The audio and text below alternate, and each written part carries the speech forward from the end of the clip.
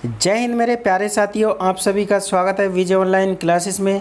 तो guys, TGT की इस समय वैकेंसी आ चुकी हैं और ऑनलाइन फॉर्म भरे जा रहे हैं यूपी टीजीटी और पीजीटी। तो गाइस, आप सब और हम सब मिलकर टीजीटी के एग्ज़ाम की यानी कि प्रिपरेशन करेंगे, तैयारी करेंगे। तो गाइस देखिए, ऑल कंपटीशन एग्ज़ाम के लिए IAS, PCS, TGT, PGT most important question answer guys. तो देखते हैं, फर्स्ट क्वेश्चन है गाइज, प्रदूषित जल पीने के पश्चात आप भली भांति निम्नलिखित लक्षणों का विकास करेंगे। तो गाइज देखते हैं इसका आंसर, यानी कि प्रदूषित जल। ये देखिए, प्रदूषित जल आजकल नदियों के द्वारा, कल कारखानों के द्वारा ये जल को जो है हम प्रदूषण कर रहे हैं। पीने योग्य जल का परसेंटेज बहुत ही कम है और वैसे जो है 79% जल है। तो देखिए, प्रदूषित जल पीने के पश्चात आप भली भांति निम्नलिखित लक्षणों का विकास करेंगे, यानी कि प्रदूषित जल अब हम पिएंगे तो क्या होता है। तो गाइज देखिए, नंबर 1 मलेरिया, ये भी नहीं होता है। टाइफाइड, तो देखिए गाइज, इसका जो राइट आंसर है वो है आपका टाइफाइड। क्या है? टाइफाइड। पीत ज्वर नहीं है, सिस्टोमाइसिस नहीं है, तो राइट आंसर इसका क्या था हमारा? टाइफाइड। ठीक है गाइज, नेक्स्ट क्वेश्चन देखते हैं। हर्ष के दरबारी लेखक बाणभट्ट की कृतियों में उनसे संबंधित नहीं है। यानी कि देखिए, हर्ष के दरबारी लेखक, यानी कि जो हर्ष थे उनके दरबारी लेखक बाणभट्ट की कृतियों में कौन उनसे संबंधित नहीं है। यानी कि कोई संबंधित नहीं है, बस केवल उस पुस्तक का नाम हमने देखना है। तो देखिए, देखते हैं। तो फर्स्ट है आपकी हर्षचरित, कादम्बरी, चंडी शतक। तो देखिए, मालविका निमित्रम, तो ये उनसे संबंधित नहीं है। बाकी देखिए, हर्षचरित की यानी कि राइट आंसर हमारा क्या है? मालविका निमित्रम, तो ये उनसे संबंधित, हर्षचरित से संबंधित नहीं है। और बाकी चंडी, कादम्बरी, हर्षचरित ये किसकी रचनाएं हैं? बाणभट्ट की। ठीक है गाइज, तो नेक्स्ट क्वेश्चन देखते हैं। नेक्स्ट क्वेश्चन है माउंटबेटन योजना के अंतर्गत कब पहली बार भारत विभाजन और पाकिस्तान निर्माण को स्वीकार किया गया। यानी कि भारत का विभाजन होना था और पाकिस्तान का निर्माण होना था, तो माउंटबेटन योजना का पहली बार प्रस्ताव कब स्वीकार किया गया। तो गाइज राइट आंसर है पहली बार 3 जून 1947 को प्रस्ताव स्वीकार किया गया। ठीक है गाइज, राइट आंसर है। नेक्स्ट अगला क्वेश्चन देखते हैं। तो नेक्स्ट अगला क्वेश्चन है, भारत राष्ट्रीय कांग्रेस के संस्थापक क्या थे। यानी कि भारतीय राष्ट्रीय कांग्रेस के संस्थापक क्या थे। जो राष्ट्रीय कांग्रेस के संस्थापक थे वो क्या थे? यानी कि वैज्ञानिक थे, असैनिक कार्यकर्ता थे। तो गाइज राइट आंसर है असैनिक कार्यकर्ता। यानी कि वे कौन थे? असैनिक कार्यकर्ता। सामाजिक कार्यकर्ता भी नहीं थे, लिटरी कमांडर भी नहीं थे। ठीक है गाइज, तो राइट आंसर हमने आपको बता ही दिया है। तो ये most important, very important all competition exam के लिए और टीजीटी एग्ज़ाम के लिए तो खासकर मोस्ट इम्पोर्टेंट क्वेश्चन हैं। ठीक है गाइज, यानी कि टीजीटी सोशल साइंस, सामाजिक विज्ञान।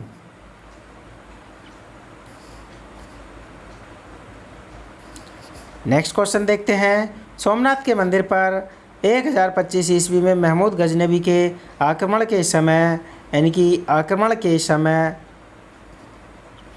गुजरात का शासक कौन था। तो देखिए गाइज, गुजरात का शासक कौन था? यानी कि भीम द्वितीय, ये भी नहीं था, मूलराज द्वितीय भी नहीं था। तो गाइज नेक्स्ट भीमदेव। तो राइट आंसर हमारा क्या है? भीमदेव वहाँ के राजा थे।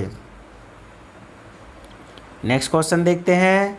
नेक्स्ट क्वेश्चन है, राज्यपाल का मासिक वेतन कितना होता है।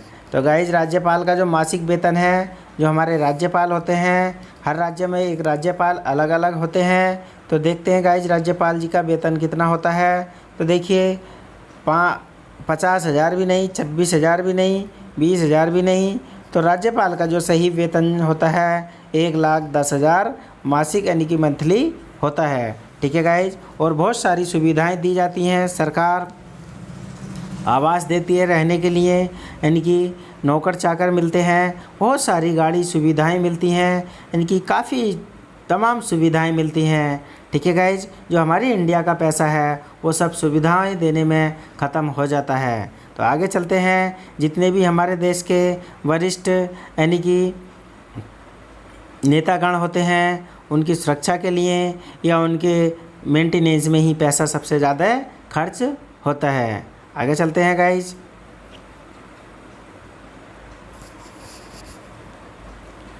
लंदन में जनरल डायर को किसने गोली मारी, यानी कि लंदन में जनरल डायर को गोली किसने मारी। तो देखते हैं गाइज, लंदन में जनरल डायर को गोली किसने मारी थी। तो देखिए, खुदीराम ने भी नहीं मारी, मदन लाल ने भी नहीं मारी। अब देखते हैं, तो ये उनका शुभ नाम था जिन्होंने जनरल डायर को लंदन में गोली मारी, तो वो थे उधम सिंह। ठीक है गाइज। शौकत अली भी नहीं थे, उधम सिंह। तो राइट आंसर क्या है, उधम सिंह। नेक्स्ट क्वेश्चन देखते हैं। ऐसे ही आपको 4 विकल्प मिलेंगे टीजीटी सोशल साइंस के पेपर में, तो वो सब हमने करने हैं।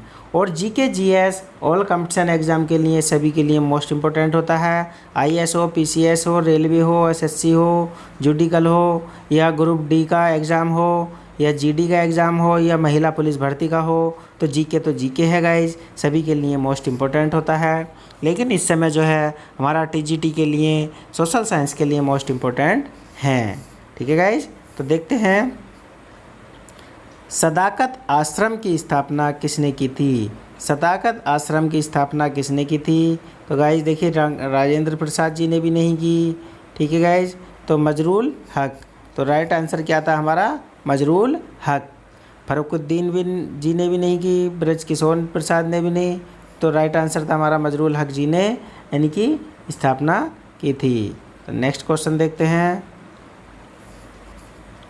वायुमंडल में दैनिक मौसम परिवर्तन निम्न में से किस में अधिक होते हैं, यानी कि जो वायुमंडल है मौसम परिवर्तन की घटनाएं सबसे ज़्यादा कहाँ होती हैं। तो गाइज देखते हैं सबसे ज़्यादा कहाँ घटनाएं परिवर्तित होती हैं वायुमंडल में, यानी कि मौसम का चेंजिंग परिवर्तन, कभी धूप, कभी ठंड, कभी गर्मी, कभी बारिश का होना। ठीक है गाइज, कहाँ होती हैं। तो देखिए, क्षोभ मंडल में भी नहीं होती हैं, मध्य मंडल में भी नहीं होती हैं, आयन मंडल में भी नहीं होती हैं। तो राइट आंसर है गाइज इसका समताप मंडल। तो सारी घटनाएं कहाँ होती हैं, समताप मंडल में होती हैं। नेक्स्ट क्वेश्चन देखते हैं। नालंदा विश्वविद्यालय की स्थापना किसके शासनकाल में की गई थी, यानी कि नालंदा विश्वविद्यालय की जो स्थापना थी वो किस शासनकाल में हुई थी। तो गाइज देखते हैं, मौर्य शासनकाल में भी नहीं हुई, कुषाण जी के भी नहीं हुई। तो देखिए गाइज, जो राइट आंसर है वो है गुप्त वंश, यानी कि गुप्त शासनकाल में नालंदा विश्वविद्यालय की स्थापना हुई थी। नेक्स्ट क्वेश्चन देखते हैं गाइज।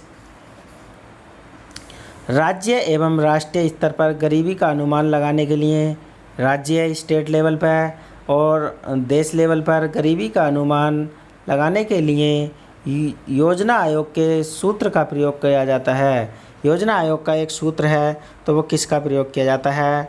तो डांडेकर एवं रथ कमेटी भी नहीं है। ठीक है, डीडी लकड़वाला। तो देखिए, उस कमेटी का नाम है डीडी लकड़वाले के अनुसार जो है हम राज्य स्तर पर और राष्ट्रीय स्तर पर गरीबी का अनुमान और गरीबी के स्केल का पैमाना पता चलता है। ठीक है गाइज। नेक्स्ट क्वेश्चन देखते हैं। निम्नलिखित में से कौन सर्वाधिक विनाशकारी होता है। निम्नलिखित में से कौन सर्वाधिक विनाशकारी होता है, यानी कि कौन सा तूफान सर्वाधिक विनाशकारी होता है। तो टाइफून भी कम विनाशकारी होता है। टॉर्नेडो, तो देखिए गाइज, ये हरी पट्टी दिख रही है, तो ये है टॉर्नेडो। टॉर्नेडो जो है सबसे अधिक विनाशकारी तूफान होता है। इतना हरिकेन भी नहीं होता है, तंडित झंझावत भी नहीं होता है। ठीक है गाइज। तो नेक्स्ट क्वेश्चन देखते हैं। भारत में ग्रामीण क्षेत्रों में पाई जाने वाली बेरोजगारी है। भारत में ग्रामीण क्षेत्रों में पाई जाने वाली बेरोजगारी है। तो गाइज राइट आंसर है इसका प्रछन्न। राइट आंसर हमें केवल आँख मीच के टिक कर देना है। टीजीटी एग्जाम में भारत के ग्रामीण क्षेत्रों में पाई जाने वाली बेरोजगारी है वो है प्रछन्न।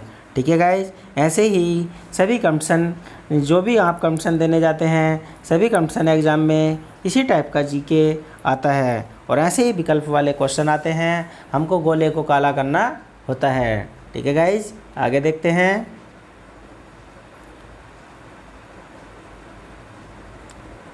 सत्यशोधक समाज के संस्थापक थे। तो सत्यशोधक समाज के संस्थापक कौन थे? तो गाइज राइट आंसर है आपका ज्योतिबा फूले।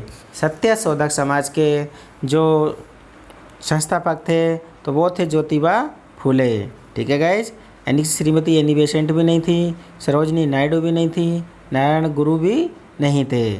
ठीक है गाइज, तो ये आपके मोस्ट इम्पोर्टेंट क्वेश्चन आंसर थे कुछ, और वैसे ही आपको टीजीटी के क्वेश्चन आंसर गाइज मैं आपको अवेलेबल कराऊंगा, यानी कि टीजीटी सिलेबस सोशल साइंस का। तो देखिए गाइज, आप अपनी तैयारी को धार लगाइए और हम सब अपने एग्ज़ाम को क्वालिफाई करेंगे, यानी कि 2022 में हमने एग्ज़ाम क्वालिफाई करना है। ठीक है गाइज, तो आगे फिर मिलेंगे, तब तक के लिए जय हिंद जय भारत। और गाइज वीडियो अपने इष्ट मित्रों में शेयर करना ना भूलें, अच्छी लगती हैं तो लाइक कमेंट ज़रूर करिएगा, मुझे कमेंट के माध्यम से अपने विचार बताइएगा गाइज। और आगे भी आपको यानी कि अन्य डिजीज़ बीमारियां और अन्य एंटरटेनमेंट्स से रूबरू कराता रहूँगा और वैसे ही टीजीटी का सिलेबस भी मिलता रहेगा। ठीक है गाइज, तो जय हिंद जय भारत।